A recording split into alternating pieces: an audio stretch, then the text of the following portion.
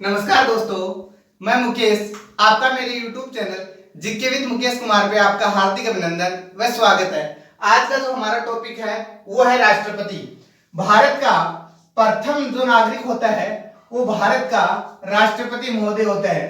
तीनों सेनाओं का जो सर्वोच्च प्रमुख होता है वो भी भारत का राष्ट्रपति होता है। कार्यपालिका के नामात्र के जो अध्यक्ष होते हैं वो भी भारत के राष्ट्रपति महोदय होते हैं। लेकिन यहाँ से एक क्वेश्चन है वो बनता है, अगर वास्तविक शब्द आ जाए कार्यपालिका के वास्तविक अध्यक्ष कौन होते हैं, तो वास्तविक अध्यक्ष भारत के दोस्तों प्रधानमंत्री होते हैं। अनुच्छेद 52 के अंतर्गत राष्ट्रपति महोदय के पद की व्यवस्था की गई है। अनुच्छेद 53 के अंतर्गत कार्य एवं शक्तियों का विवरण किया गया है दोस्तों। अनुच्छेद 54 के अंतर्गत निर्वाचन प्रणाली की व्यवस्था की गई है। दोस्तों इस टॉपिक को हम दो पार्टों में पढ़ेंगे। फर्स्ट पार्ट में राष्ट्रपति से महोदय से रिलेटेड जो भी बेसिक जानकारी है उनको विस्तार पूर्वक जानने का प्रयास करेंगे। दूसरे पार्ट के अंतर्गत अनुच्छेद 53 में कार्य एवं शक्तियों को विस्तार पूर्वक समझने का एक प्रयास करेंगे। दोस्तों निर्वाचन, राष्ट्रपति महोदय के लिए एक निर्वाचक मंडल का गठन किया जाता है।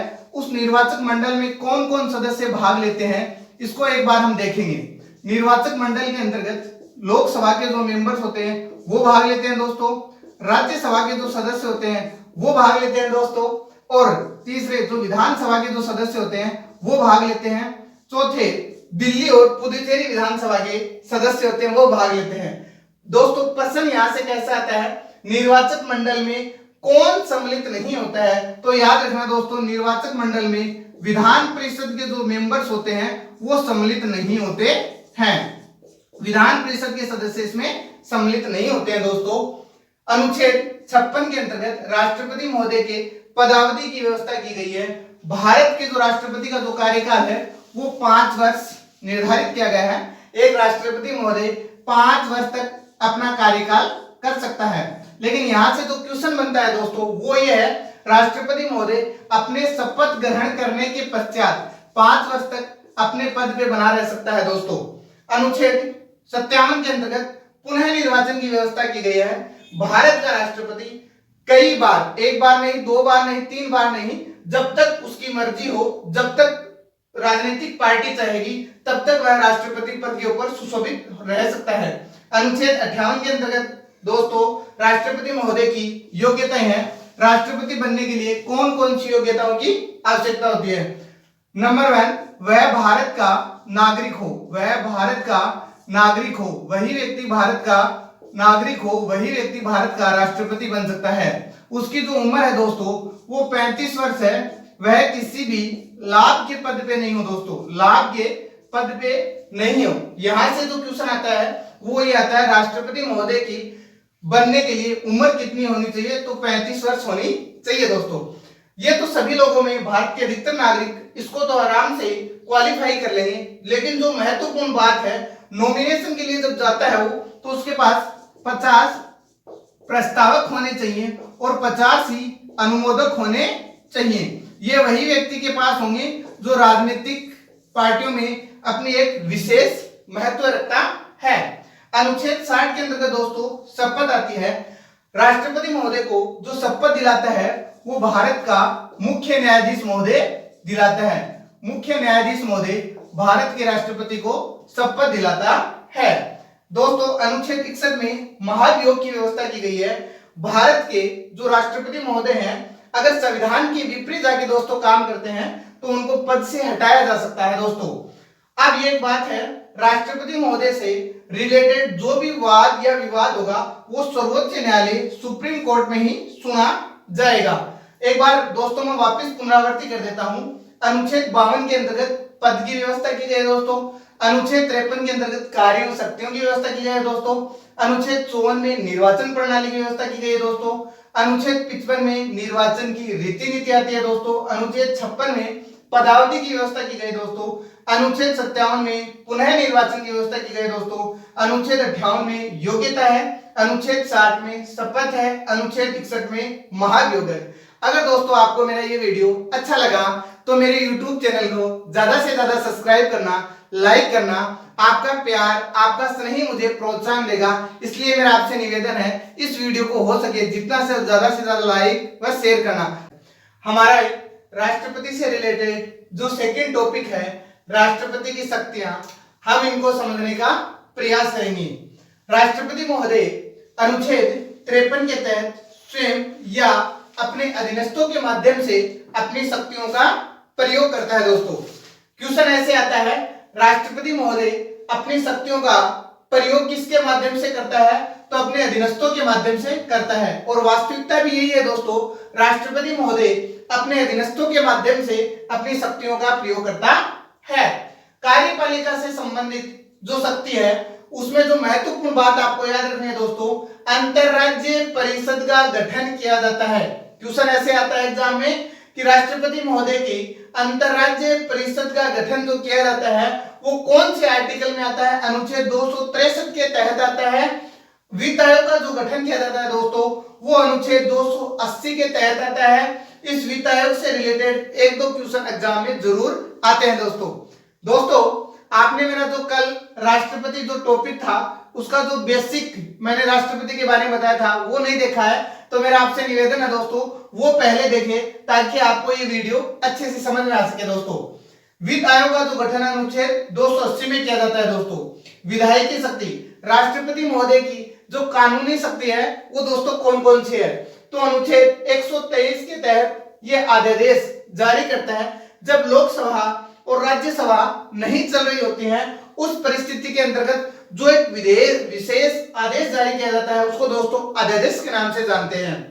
ये अध्यादेश जो शब्द है इसको आप भली भांति समझ लेना।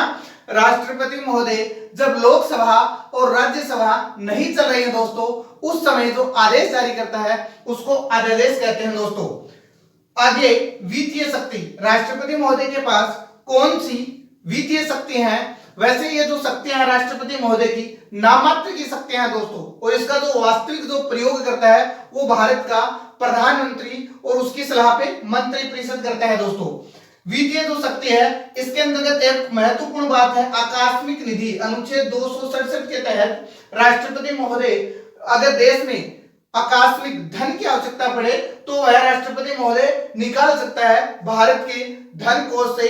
यह राष्ट्रपति महोदय के पास एक स्पेशल शक्ति है। दोस्तों प्रत्येक वर्ष अनुच्छेद 112 के तहत लोकसभा के समक्ष बजट प्रस्तुत करता है। उसको जो बजट है वो आमचाल बोलचाल की भाषा में है और जो किताबी भाषा का जो शब्द है वो लेखा जोखा से संबंधित है। दोस्तों प्रत्येक वर्ष अनुच्छेद 112 के तहत वित्तीय शक्ति का प्रयोग करता है। दोस्तों आपका प्यार आपका स्नेह मुझे प्रोत्साहित करेगा, इसलिए मेरा आपसे निवेदन है इस वीडियो को भी आप पहले वाले वीडियो की तरह ही ज्यादा से ज्यादा शेयर करें। दोस्तों ज्यादा से ज्यादा सब्सक्राइब करें। मैं आपको प्रतियोगिता की जो तैयारी करने वाले स्टूडेंट्स हैं उनको कहना चाहता हूं, मैं आपको ऐसे कंटेंट उपलब्ध करवाऊंगा, आपको ऐसे बेसिक नॉलेज से पढ़ाऊंगा ताकि आपको एग्जाम में बहुत ही ज्यादा सुविधा महसूस हो। दोस्तों न्यायिक शक्ति, राष्ट्रपति महोदय के पास कानूनी शक्ति कौन कौन सी होती है? राष्ट्रपति महोदय दोस्तों अनुच्छेद 72 के तहत राष्ट्रपति महोदय किसी भी व्यक्ति को क्षमा प्रदान कर सकता है, लेकिन यह राष्ट्रपति महोदय को देखना पड़ता है वो व्यक्ति राष्ट्रहित में कार्य करेगा या आगे नहीं करेगा। अनुच्छेद 72 के तहत समाधान की शक्ति प्रदान की गई है। दोस्तों और एक विशेष बात है दोस्तों, सुप्रीम कोर्ट और हाई कोर्ट के जो न्यायाधीश होते हैं उनकी नियुक्ति से संबंधित जो शक्ति होती है वो भी राष्ट्रपति महोदय से सलाह मशुरा लिया जाता है। और एक जो बात है अनुच्छेद 143 के तहत राष्ट्रपति महोदय सुप्रीम कोर्ट से परामर्श मांग सकता है। दोस्तों आपात शक्ति, ये दोस्तों इंपॉर्टेंट पार्ट है।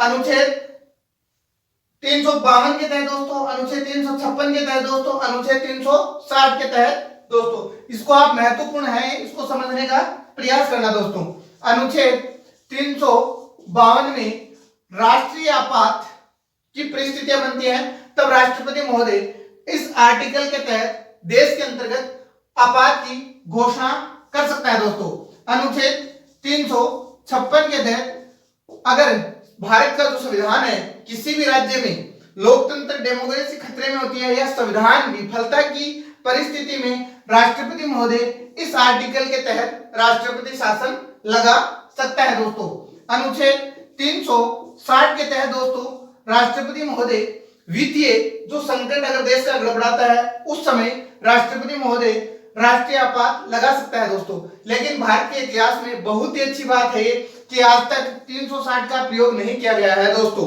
और ये जो अनुच्छेद 352 है इसका प्रयोग 3-4 बार किया जा चुका है दोस्तों। अनुच्छेद 360 के तहत वित्तीय आपात की घोषणा की जा सकती है दोस्तों। एक जो बात है वो है वीटो शक्ति की दोस्तों। वीटो शक्ति, राष्ट्रपति महोदय के पास स्पेशल पावर होता है, उसको वीटो शक्ति के नाम से जानते हैं। कुछ शक्तियां राष्ट्रपति के महोदय के पास सविवेक से संबंधित होती हैं, जैसे किसी भी दल को बहुमत नहीं मिल पाया हो, उस परिस्थिति के अंतर्गत राष्ट्रपति महोदय किसी भी एक दल के नेता को प्रधानमंत्री बना सकता है। इस प्रकार की जो शक्तियां हैं वो सविवेक शक्तियां हैं दोस्तों। आपको मेरा ये वीडियो अच्छा लगा है तो इसको लाइक करना, शेयर करना।